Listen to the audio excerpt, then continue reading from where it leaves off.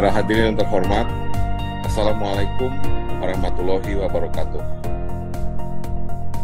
Pertama, saya ingin mengucapkan selamat ulang tahun yang ke-17 bagi kelompok keahlian teknologi informasi Institut Teknologi Bandung atau ITB, dan yang ke-10 bagi SCCIC, Smart City and Community Innovation Center. Semoga KKTI dan SCCIC dapat terus mendukung transformasi digital di Indonesia menuju Smart Indonesia. Transformasi digital pada intinya mengacu pada integrasi teknologi digital ke dalam semua area fungsi bisnis atau negara, secara mendasar mengubah cara kita beroperasi dan memberikan nilai kepada masyarakat. Di seluruh dunia, transformasi ini bukan hanya tren, tapi kebutuhan untuk ketahanan ekonomi dan kepemimpinan lingkungan. Di Indonesia, hal ini telah terasa. Ekonomi digital kita telah berkembang dari 41 miliar US dollar pada tahun 2019 menjadi 77 miliar US dollar pada tahun 2022 dan diperkirakan akan mencapai 130 miliar US dollar di tahun 2025. Pertumbuhan ini merupakan bukti potensi besar yang dimiliki transformasi digital untuk Indonesia. Hadirin yang saya hormati, sejalan dengan tujuan pembangunan nasional Indonesia, transformasi digital memainkan peran penting. Inisiatif seperti Peraturan Presiden Nomor 95 Tahun 2018 tentang Sistem Pemerintahan Berbasis Elektronik atau SPBE bertujuan untuk mendorong infrastruktur e-government yang kuat, meningkatkan efisiensi dan penyampaian layanan publik.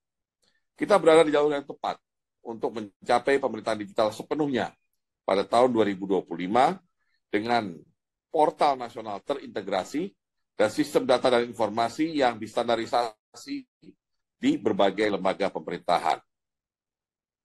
Dari sisi ketersediaan infrastruktur, upaya kita dalam menghubungkan semua desa dengan 4G atau 4G pada tahun 2024 terus berjalan, agar layanan digital dapat dengan mudah diakses dan berkualitas tinggi di seluruh negeri.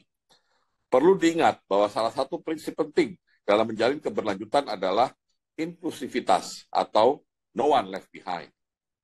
Oleh karenanya, pengembangan infrastruktur ini penting dalam memastikan bahwa manfaat transformasi digital didistribusikan secara adil, menjembatani kesenjangan antar perkotaan dan pedesaan.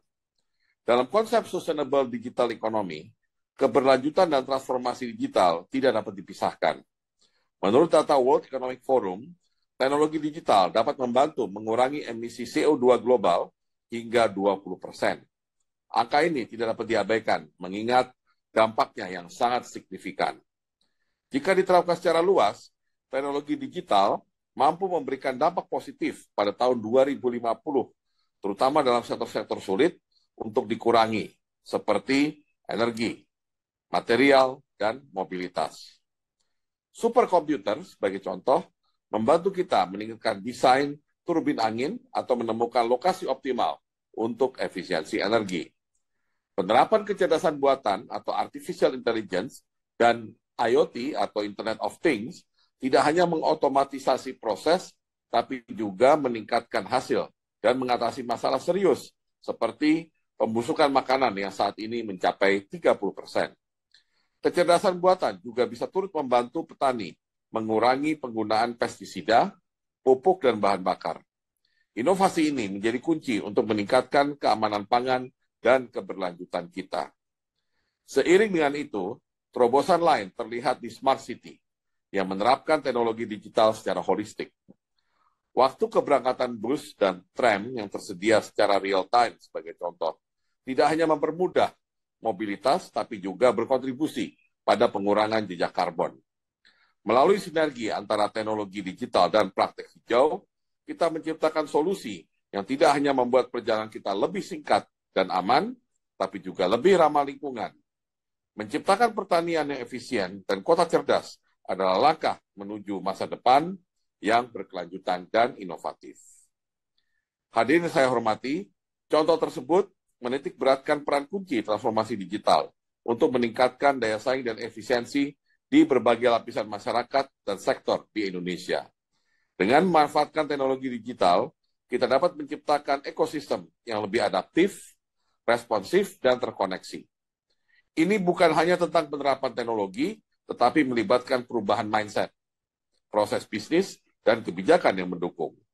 Kesadaran situasional dalam konteks pembangunan Indonesia yang cerdas sangat penting, berhubungan erat dengan kemampuan untuk memahami perubahan lingkungan, baik dari segi teknologi maupun dari kondisi sosial ekonomi.